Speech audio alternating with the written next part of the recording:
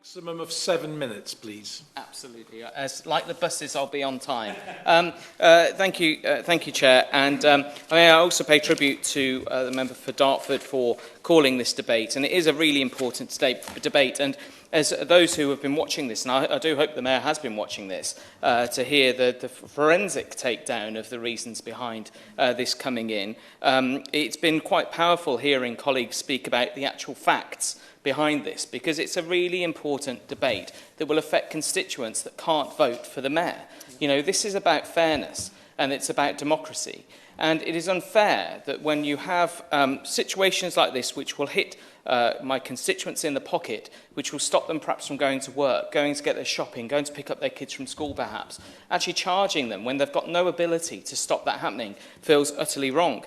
Now, the forensic takedown, I have to say that my honourable member friend from Orpington gave earlier. I recommend to anyone who wants to know the facts behind this to watch his speech. I don't think I'll be able to match the detail that he gave. But some of the key points that he made really were about the fact that even the Mayor's consultation said that this shouldn't go ahead. I mean, when we look at some of the feedback as well from respondents that I've read, they include that the scheme penalises workers. Correct. It comes at a time of increased cost of living. Sadly, that is the case as we're living in difficult times at the moment. Whereas about affordability of daily charges.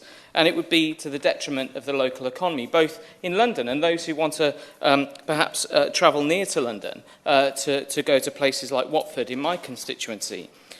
One of the key elements here as well, though, is about the voting of this. This was voted for by Lib Dem and Labour GLA members, again, with no ability for my constituents to be able to have a say. Again, that's just completely wrong.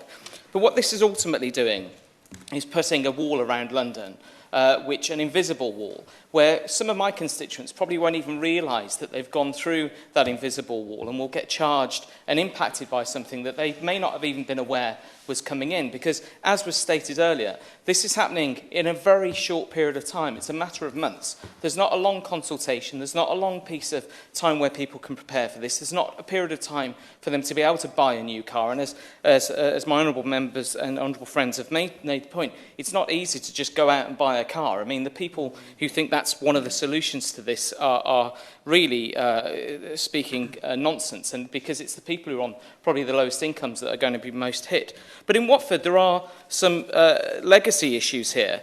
For a long time, there's been an argument about putting in a Metropolitan line extension into Watford. And as I understand it, it was the TfL and Sadiq Khan who stopped that from happening.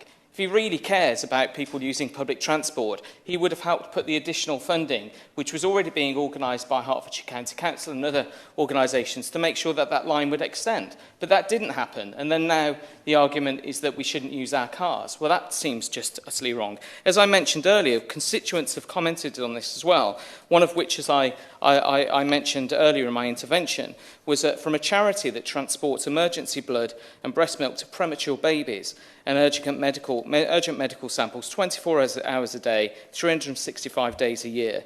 Their volunteers use their own cars, and time without compensation. Many may not be compliant. And they wrote and shared their response with me. And when they wrote to the TfL, they said that they would not discount or exempt the emergency medical transport charity, citing air quality.